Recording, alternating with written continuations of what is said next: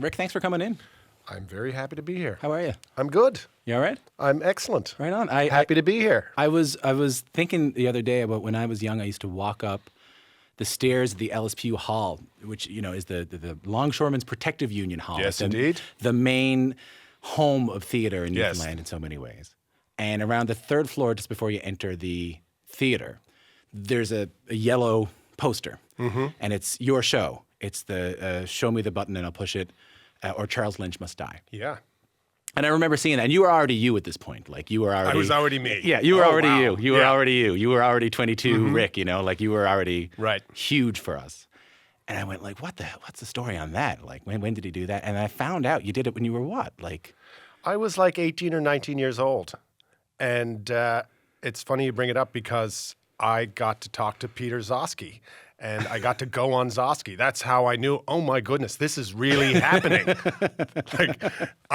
This is really happening. It was an amazing turn of events. I did a one-man show in Ottawa about the Meech Lake Accord. yeah. Who would do a one-man show about the Meech Lake Accord? But I did it, and it was called "Show Me the Button, I'll Push It," or "Charles Lynch Must Die." And Charles Lynch was a former head of Southern News. He was a great war correspondent, very well-known, respected journalist and columnist. And there was this 18-year-old saying, "Charles Lynch must die." Yeah. And we went on Midday together to promote the show, and we yelled at each other. You and Charles Lynch. Yeah, and people were so amazed that this 18-year-old was yelling at Charles Lynch, the war correspondent, about the Meech Lake Accord, that we started getting a lot of attention. And then the show went on to tour the country. It came to Toronto and played Vancouver, played Ottawa, and suddenly I had a career. And you're like plucked out of St. John's. Like you just. Yeah. Did you do it in St. John's first? No, we did it at the National Arts Centre. Gerald Lunds, who's the executive producer of the Mercer Report, he was working in St. John's with Codco, and I think the National Arts Centre was under the impression that everyone in Newfoundland had a one-man show. Yeah. Because Kathy Jones had one. Yeah. And so they said to Gerald, bring in a one-man show or a one-woman show from Newfoundland. And he went around and he asked a number of people, and they were like, no. Yeah. And because it was a very small gig. It was in a 60-seat theater. It was in a garage.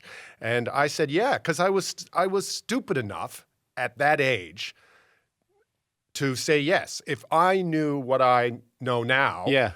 then I wouldn't have said yes. That was Because the- I had no business being on stage for an hour and a half alone or 90 minutes. And I had no business saying, yeah, sure, I'll do. Like, I'd never done anything like that. But And you could barely vote. no, I don't even know if I could. I can't remember if I was 18 or 19, yeah. That's the question I have is that, like, I can only imagine standing up when you're 18 years old in front of a crowd of mainlanders. I mean, I don't know how much you had left the province before I this. hadn't left at all. I don't know, maybe went to Halifax for a day or two. And I was really upset about the Meech Lake Accord. Yeah. And I was really animated about politics. And Gerald said to me, well, why don't you go to Ottawa and tell them to their face? And that appealed to me. Again, I don't know why. I guess I was just young enough that I said, yeah, let me at him. Do you think you could, like looking back now, can you believe that you did it? No, it literally was kind of the arrogance of youth that I thought, yeah, I can do this. Because, like, I hadn't stood alone on a stage for more than a couple of minutes. And taking on a one-man show is a whole other thing. And I did a couple after that, but I haven't done one in a very, very long time. So The Arrogance of Youth, by the way, is the alternate name for this show. That's a good name. That's where we're going. It's called Good Q, band name. Q with Tom Power, Yeah. a.k.a. The Arrogance of Youth. Growing up in Newfoundland, just outside of St. John's, yeah, Middle Cove. Middle Cove, lovely beach. Yes, good one. One of the best. Funny family? Funny enough. I wasn't necessarily the funniest, I don't think. My mother's a very funny lady. Still funny? Oh, yeah. And my father is too nice to be funny, like in the right way that you have to be not nice sometimes. But everyone's kind of funny. But, that's home, right? Yeah. I wasn't ever the funniest guy. I just decided I'd go that route instead of becoming a teacher or a real estate agent, I guess. I know you get these jobs working in this industry, like whether you're hosting the show like this or doing your kind of thing, and you end up sitting down in Newfoundland next to like crab fishermen, and they're hilarious. Oh, yeah. And you wonder, what am I doing? Oh, I know. Why doesn't he have a show? He's the storyteller. Oh, of course. But you just get over that and you just accept that. And, being funny in Newfoundland is really important, as you know. I remember, reading an article, advice to young people on how to get a job, how to act in a job interview, and they said the number one mistake: never try to be funny. Do not endeavor to be funny. Don't try to make anyone laugh in a job interview. It will fail. And I thought, well, if you're not funny, you won't get the job. If you're not, no matter what you're doing. If you're not funny in your we job can't interview, hire that guy's not funny.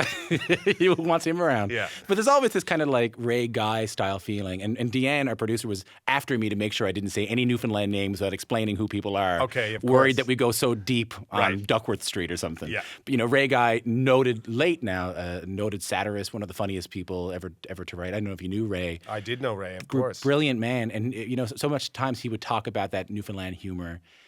In Newfoundland, humor is a result of hardship, that things got so bad that you had nothing to do. What else would you do but laugh? I think that is can be said about humor in general, but it's absolutely true about Newfoundland because it was, one of our favorite songs is Hard, Hard Times. Yeah. And we celebrate the fact that that's our culture. It's been a culture of pain and hardship and wondering why we're on this rock in the North Atlantic, all of that business. But there's also a reason why there's humor in the trenches. It's a coping mechanism for sure. And have you found that going across the country? I mean, you talk to a lot of people who undergo hard times, people who are in failing industries or people who are struggling. Do you find the same kind of humor with them? I think the sense of humor is different wherever you go. I just got back from Inuvik and talking to Inuit dudes up there and Inuit women, like they're so funny, but it's a completely different kind of humor. I can't even really describe it, but it comes from that. I mean, I was there for the Sunrise Festival, which is honoring the return of the sun, which has been gone for 32 days. Yeah. Pitch black. Yeah. Can you imagine? And you're 200 kilometers north of the Arctic Circle. That requires a certain sense of humor, and there was just everywhere I went, there's like laughter. They're just laughing, and so dry, so incredibly dry. I came in the hotel, and this woman came up to me and she said, "Can I get my picture taken with you?" And I said, "Yes, of course." And she said, "I need to be in uniform." And I said, "Oh, what's your uniform?" And she said, "I'm a Canadian Ranger." Now, the Canadian Rangers are the mostly Inuit people across the north who are our last and our first line of defense for sovereignty, right? And the government gives them a gun and pays them gas money, and they patrol the north. That's what they do. Really? Oh, yeah, for sure. There's tons of them. And so I said, "Well, yes, I will. Are you going to go get the uniform?" She said, "No, tomorrow morning at 6 a.m. I'll be here." And I was like, "Well, could we do it now?" She's like, "No, I'll see you at 6." And I was like, I have to get up at 6 o'clock in the morning now to make sure I get this photo. You got to do it. And she just strung me along for so long until I was like, "Yes, of course, I'll be here at 6 a.m. Of course." And then she's like, "I'm kidding." Oh, okay. Yeah, she had me totally dry. When I first saw 22 Minutes was, to me, the big show, because I was young when that show came on, and that's how I found out about Mary Walsh, and that's Right. how I found out about Isn't Kathy that Jones. interesting? Yeah, Yeah, because I was going to work at 22 Minutes when I went. Of course, it was Greg Toomey, Mary Walsh, Kathy Jones, and myself. And for me, I was going to work with two legends. Yeah, I was going to ask that. two Yeah. giants in the world of comedy. And it was very intimidating, incredibly intimidating. And were they looking at you when you did this satirical comedy? I know you were doing in a Codco-ish kind of sketch group back in Newfoundland, Corey and Wade's Playhouse with yeah. Andrew Younghusband. Andrew from Younghusband, Canada's Christine Worst Driver. Taylor, yeah, Ashley Billard. And I can only imagine that when it feels like people like that can choose two things to do. They can either be jealous of you or say, "Oh, never mind him, the youngsters are doing it," or they can embrace you and help you along. And it seems like what the Codco members did by doing 22 and how would you describe your relationship with them when you started doing political satire? Well, I knew them very well, of course, because it was St. John's and the arts community, and everyone knew everyone. I had never really worked with any of them, although one of my first jobs was I did follow spot for Kathy Jones for her one-woman show, Wedding in Texas, and I was fired because I was so bad by Gerald Lunds, who's now my partner and executive producer. He fired me because and then Kathy hired me back because I was funny. The important thing is you got over it. And I remember Gerald saying, "I don't care if he's funny, he's terrible on the follow spot." But Kathy, "No, he's funny, it'll be great." So, yeah, I knew these people, and it was it's probably the most intense time of my life from a creative point of view, because we were put in a room and told to create a show, and then in not very much time, and then it became evident that there was no money. like for anything. So when people were spitballing and blue skying and coming up with all these notions of what this show could be, it was like, we can't afford anything. We started the show with a news desk and a wig. That was it. So it forced us to be very creative. And then there was 4 very different creative individuals creating a show together. So there was a lot of yelling and a lot of battles fought, but it was pretty intense creatively. It got really big with 22 Minutes. I mean, when I was growing up, that was the biggest show in the world. It was. There was only supposed to be 6 episodes. I mean, what are they in now? Year 23, I think? Yeah. There was supposed to be 6 episodes. I signed a contract to do another one-man show like 8 weeks out from when I started 22 because it was going to be over. There was no mechanism for it to carry on. And we became really big really fast. The CBC, in its wisdom, I still can't believe they did this. They put us on the news desk live on election night. They threw to us a couple of times. And that really launched us because everyone was watching the election, of course. It was heady times. Yeah. I was super young, and suddenly we were on the cover of TV Guide, back when TV Guide existed, but that was a big deal. And the show was a bona fide hit. It was amazing. And it was influential. The greatest moment of my life still, I'll never forget it, was when we watched the first episode, and the 4 of us were sitting in this small boardroom, and to me, it was like as close to as perfect a TV show as there could be. And I was like, I remember thinking, if this doesn't work, I know nothing. This is going to work. This could go forever. Oh my God, the show worked. And I had no idea up until then. It was a big moment. In addition to being really popular, it was also influential. You were talked about as news. I remember when you did the Stockwell Day, Doris Day petition.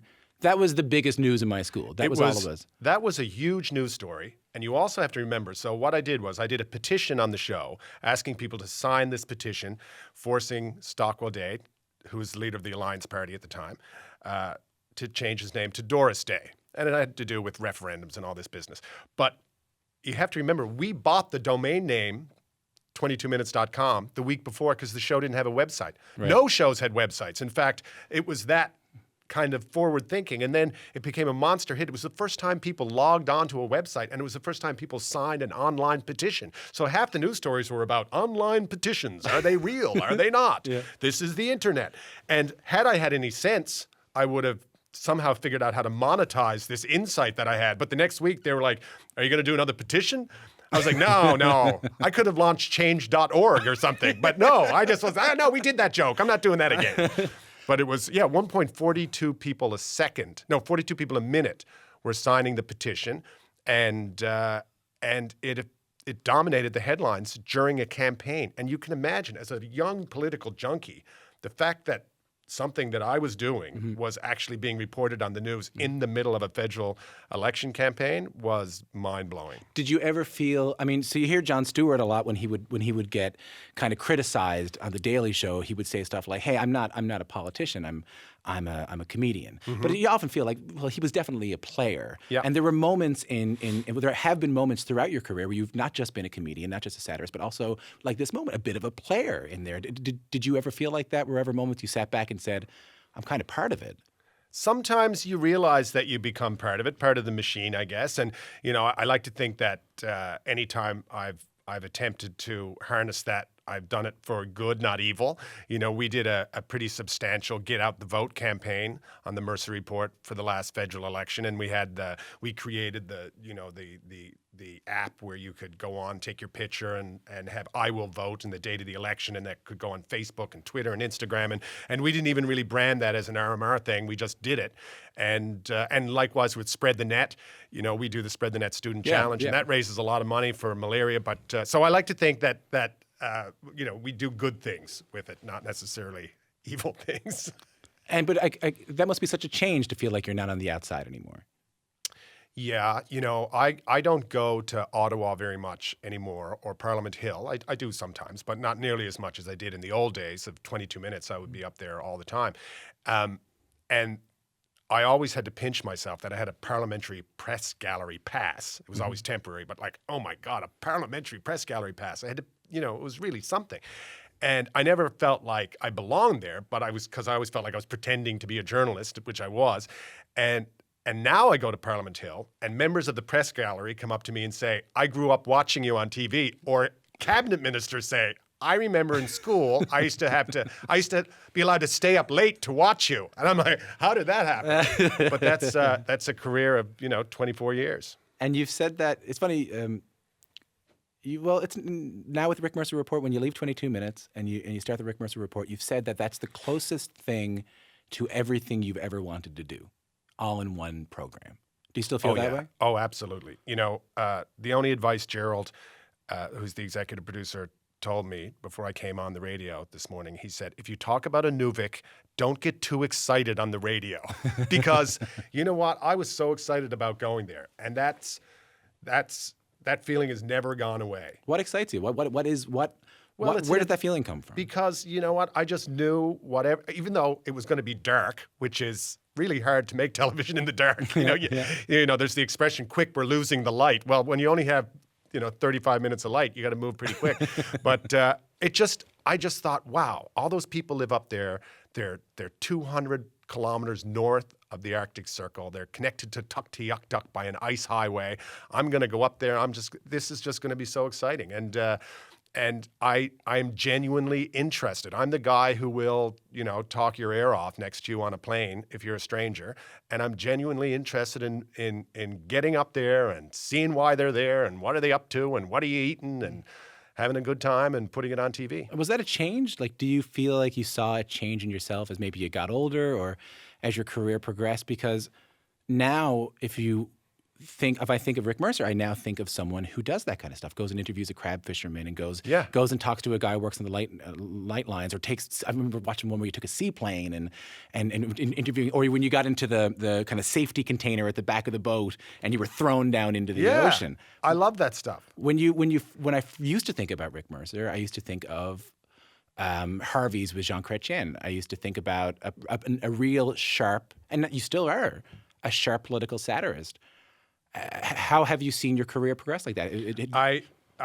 You do become part of the establishment, I guess. I used to be an angry young man, and when I was in my 20s, you throw any issue at me, I'll tell you exactly what my position is on that issue, and everything was black and white. Mm-hmm. Now everything is just a sea of gray, no matter what the issue. I just see it as a sea of gray. I don't know if that comes with age or if it's just something else, but my career's certainly changed.